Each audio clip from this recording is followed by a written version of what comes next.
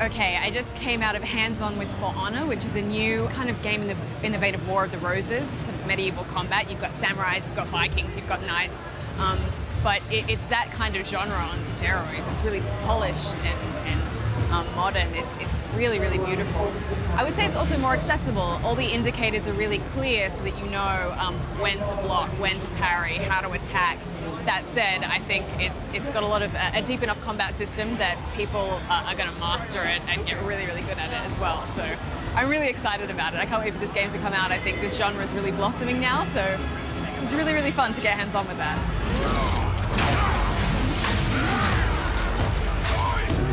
For Honor is really about feeling the emotion of being a warrior on the battlefield, the weight of that sword in your hand, and the decision-making, that split second that can decide between life or death.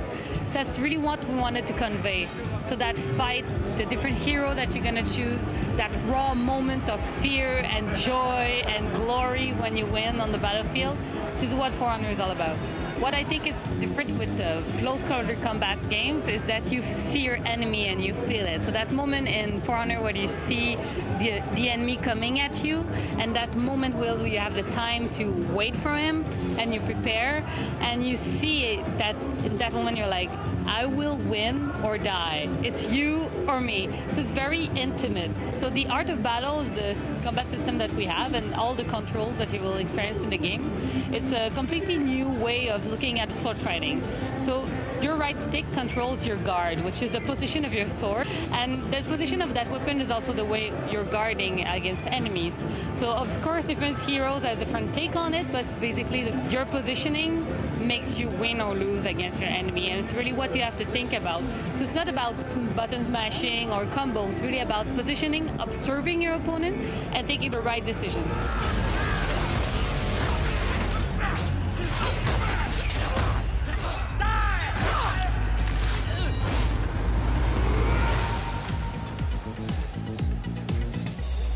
A brawl is surely brewing. You're up.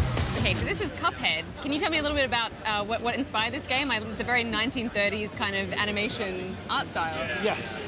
My brother and I grew up watching a lot of old cartoons, and it just led us to explore this art style in gaming.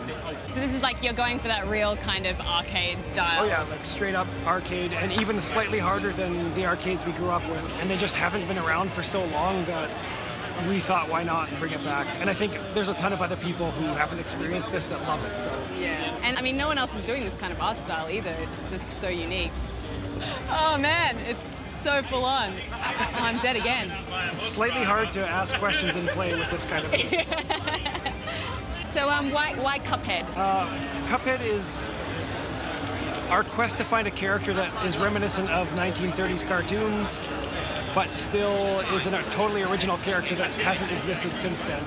All the visuals in the game are hand-drawn on paper and hand-inked on paper. We did a ton of sketches, and just after 300 or 400 different tries, we came up with the cup for a head. Oh my gosh, I survived. You did. We are onto the carrot, the next carrot boss. Yes. Who is throwing carrot missiles at me. Watch out. Things like this art style, it's something that maybe the AAA kind of games are too afraid to explore stuff like this, and so you end up with these great indie games that are trying new things. There's a bunch of executives that would never let this fly. You say that, then I will die.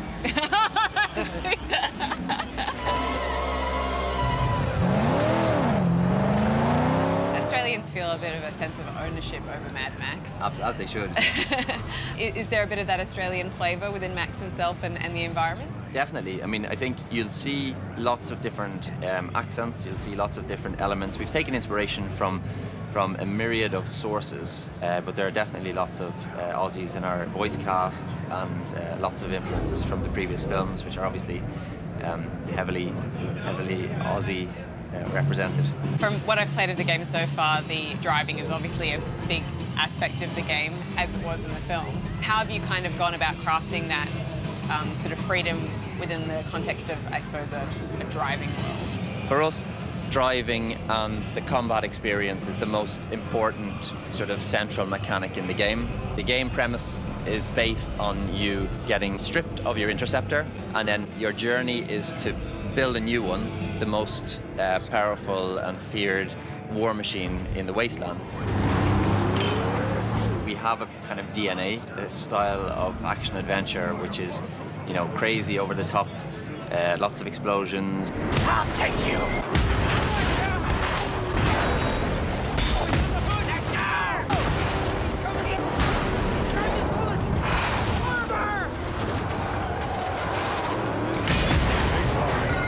Obviously, there are elements that you'll recognize between the film and the game, because we owe it to the creator of that franchise to make the world authentic and to be true to the Mad Max story. So the characters are original, the storyline is original. Obviously, Max and Scrotus are taken from George Miller's universe, but all of the other characters are crafted for the game.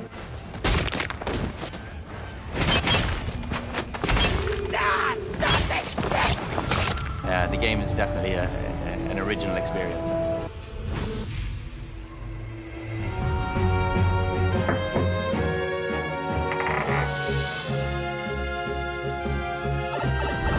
I'm here. Nintendo have approached E3 a little differently over the years. They've gone with a digital showcase instead of a live one, and their booth is more focused on hands-on gameplay than anything else. Hi, Shiggy. One of the games I managed to experience was Super Mario Maker. This allows you to create your own Super Mario games, which is really fun because not only can you mix and match enemies and create death traps, but you can choose which generation of Mario you want your level to be set in. And all of this can be changed and edited on the fly. I'm gonna put a coin in that one. I'm gonna put lots of coins in there. All right, so I've completed my level. Now I'm gonna play it. I'm probably gonna die. What did I put in here again? Oh, I forgot about that. Oh no. The cannon shot out the fire flower, but I am never gonna get that. Oh my gosh. Flying fish, go away. No! You can see the trajectory of where I went. All right, again, let's go. We can do this. All right, this is the same level, but I'm just gonna change the world. I'm gonna go Super Mario Brothers U. Look at that, it's the same level, but it's all like newified. Cool, man.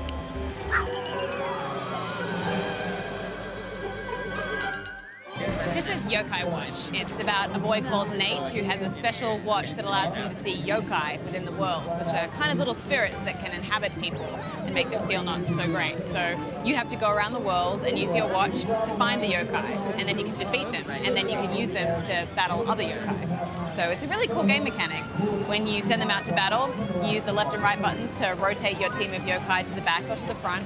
If they get injured, you can keep rotating them and heal them if you need to. And there's little mini games that you can play within the battle to be able to charge up the ability to fight. So there's kind of a lot of different things going on. It reminds me a little bit of Ni no Kuni in the way you explore the world and encounter different characters. It is turn-based combat, but there is that real-time element as well with the little mini games. So that's really interesting. Entering Corneria's orbit. You move with the left stick.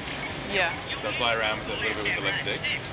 But to actually aim, you use the gyro sensor the way you game back. So To aim the... Oh, okay, right. Tricky. So the idea is that this is your cockpit view. So if you're flying and you want to kind of look what's around you, if you look on the gamepad here and you like look out to the left, and then you're still flying straight on here. So how do I do a barrel roll? Tap left and right.